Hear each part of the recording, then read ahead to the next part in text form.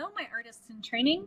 Welcome to the official lesson portion of this week's lesson. We're going to learn about proportion, and we're going to learn how to use it to make your drawings that much better. So what is proportion? To put it quite simply, it is the size of one thing compared to the size of something else. When you think about baking, for example, proportions of measurements are, say, this is 1 whole cup, and a half cup would, cut that in half, and half of it is the half proportion of the full. And then if you wanted to cut that in half again, then you would have a quarter. And a quarter is the proportion. It's at 1/4 of this full size of the circle. And the same thing can be applied when you're drawing. For example, we've got this section of the thumb right here is actually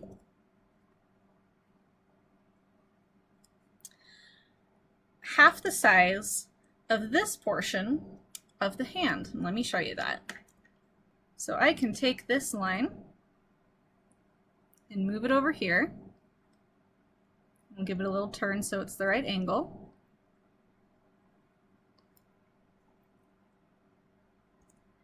And you can see that I can stack that one on each other.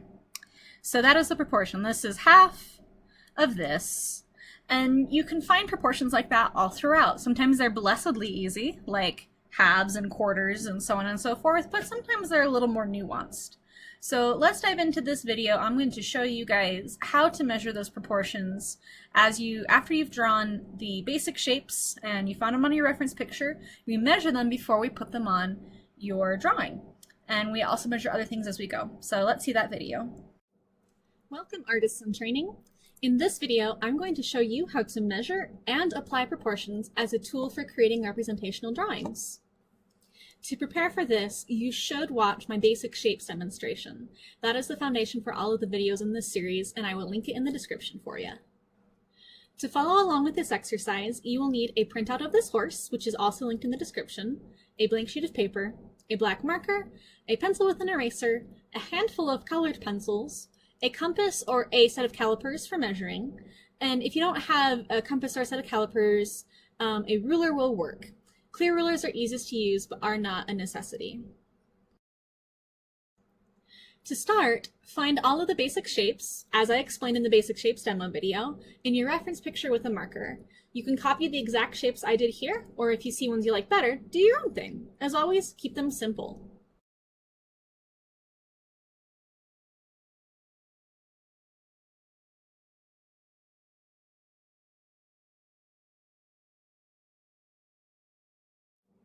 After you've found all of the basic shapes and drawn them in, you need to start copying them over to your paper with the colored pencils. Start by choosing any shape and add it to your paper.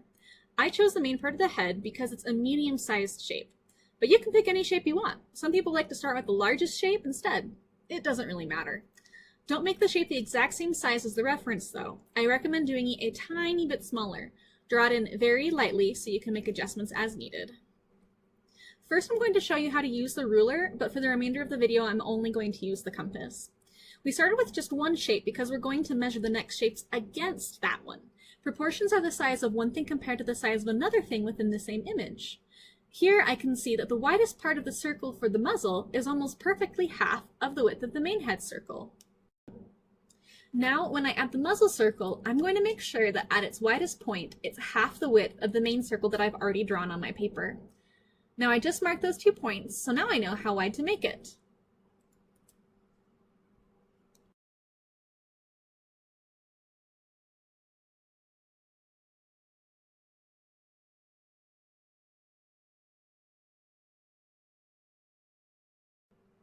Now I'm going to use the compass to double check the distance between those 2 circles instead of just guessing.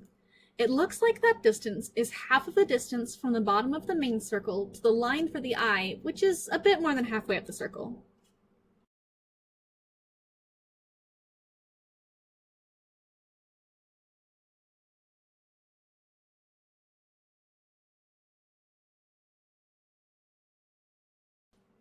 So half that measurement, and that's how far apart the muzzle circle and the main circle are.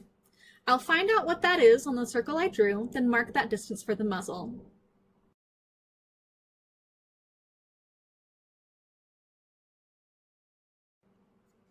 Now I'm going to double check the width of the muzzle just to be sure. Then I'll adjust the placement of the dots I used to mark the width, and then I can draw in the muzzle circle.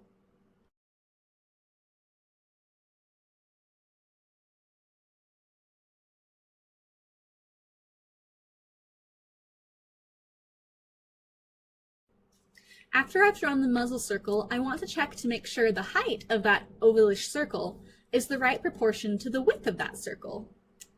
It looks like the height and the width are nearly identical, and the way I drew it was accurate.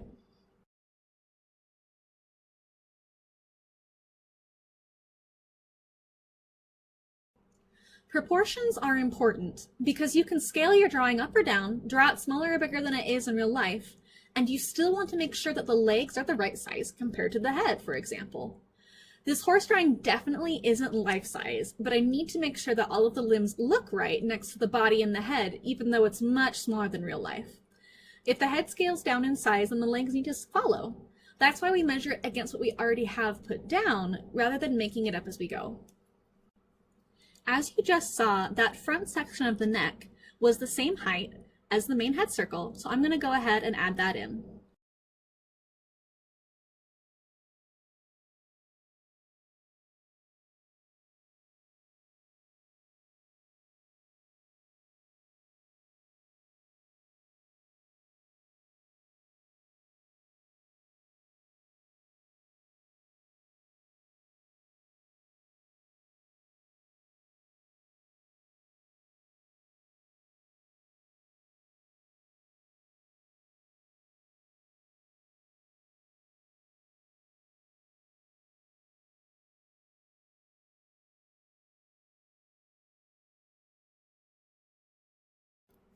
Up to this point, I've been measuring the proportions on the reference picture before adding them on the drawing. But you don't have to do it in that order. Here I'm drawing the ears, just guessing where they are and how big they should be first. Then I'll check to make sure they're actually proportional and accurate. And as it turns out, I got them a tiny bit wrong, so I'm going to make an adjustment. That's why drawing lightly is so important.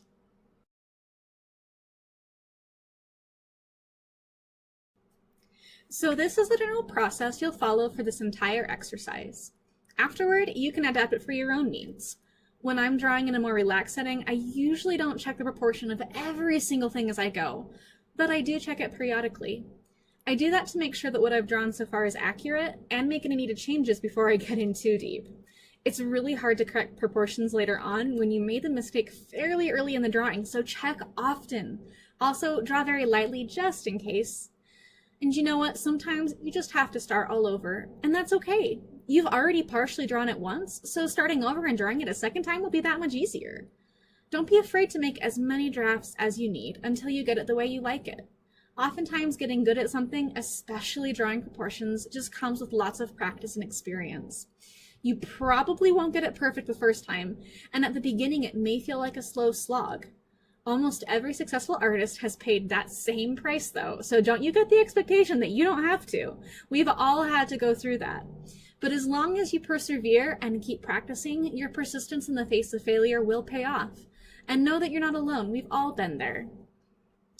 Once you've finished laying down all of your basic shapes proportionally, do a brief double check to make sure nothing is seriously out of whack. Now you can add the more detailed contour and regular pencil.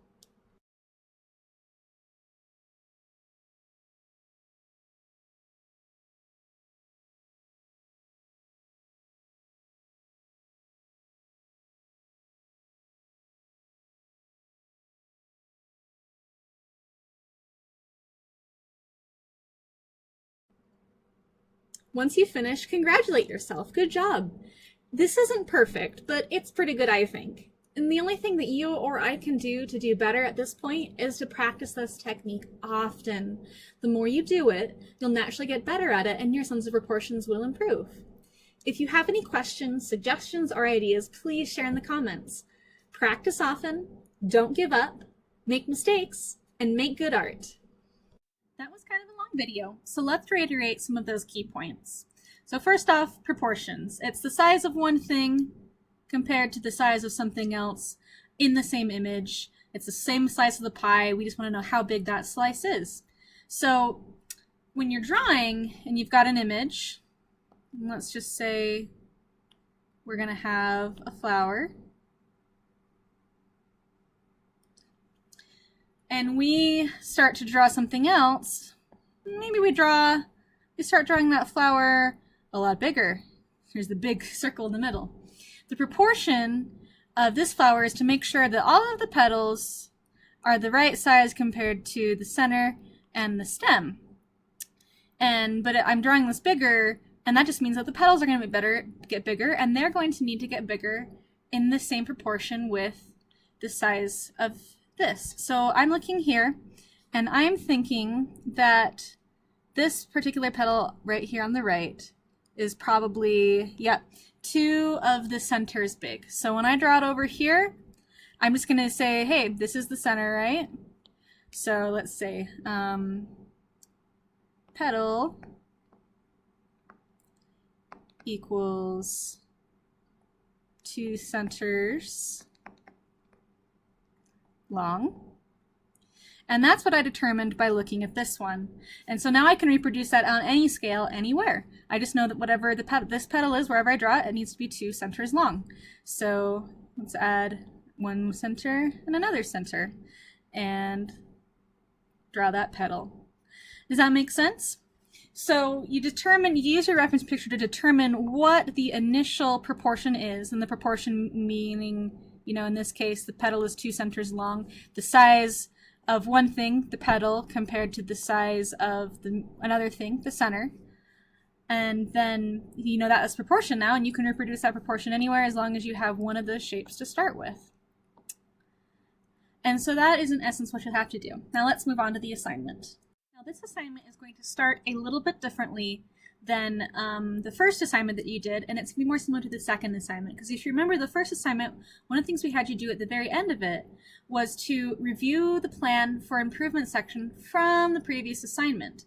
So before you start any assignment, that's going to be our thing from now on. You can't improve if all you do is come up with a plan for improving and then never review it. So before you actually even start drawing and printing out your picture, let's go back and look at that.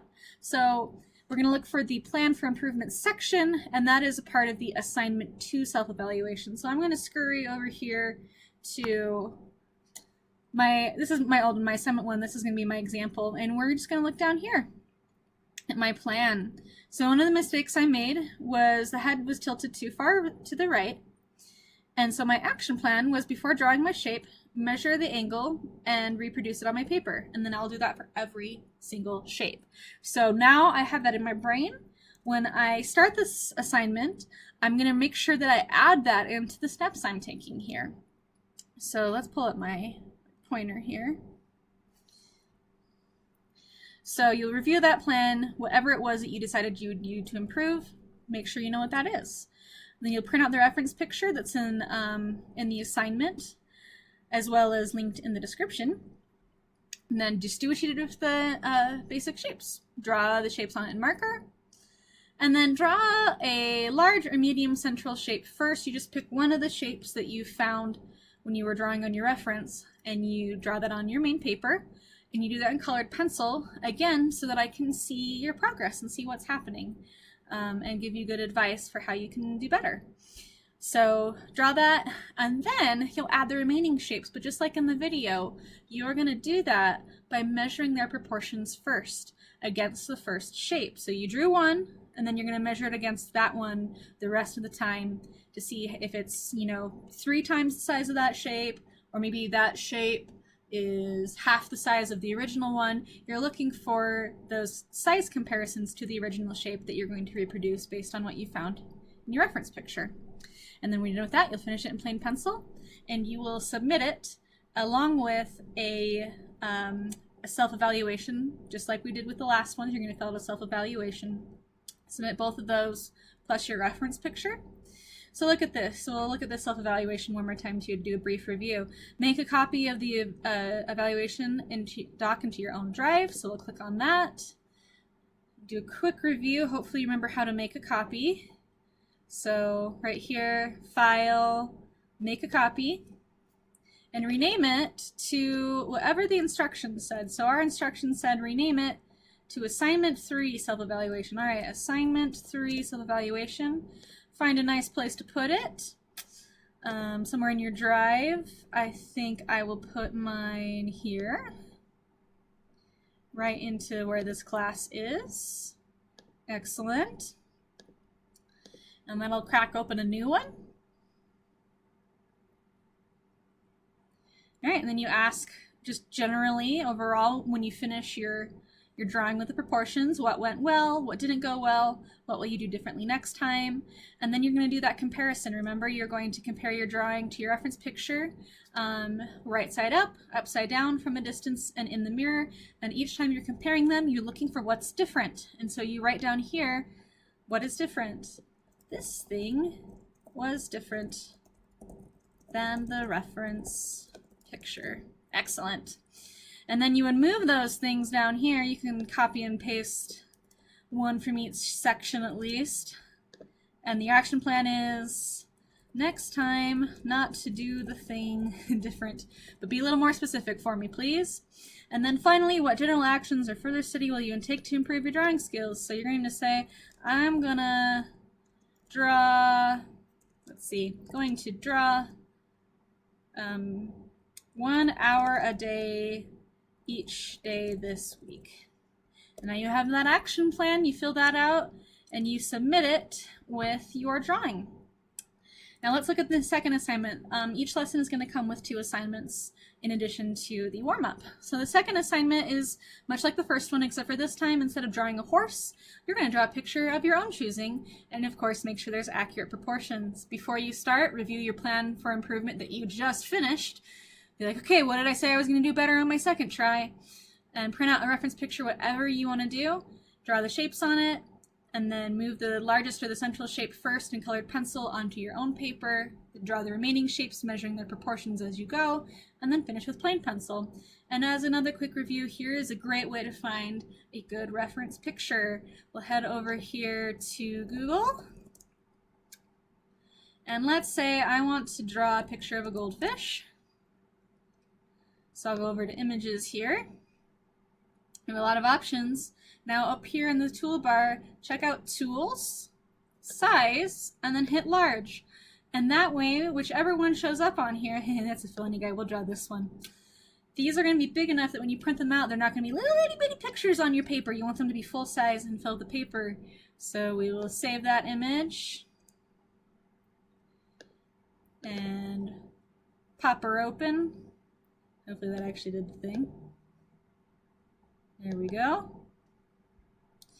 And now I can go up here and hit print, and this is going to be big enough for me to draw.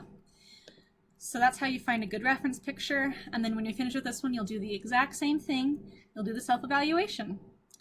Create a new doc format, give it a new name, self-reflect, do a comparison, and make a plan for improving next time. And that is how you're going to complete these 2 assignments. And then there is one last thing, a part of this lesson, that I'm going to show you guys in the next video.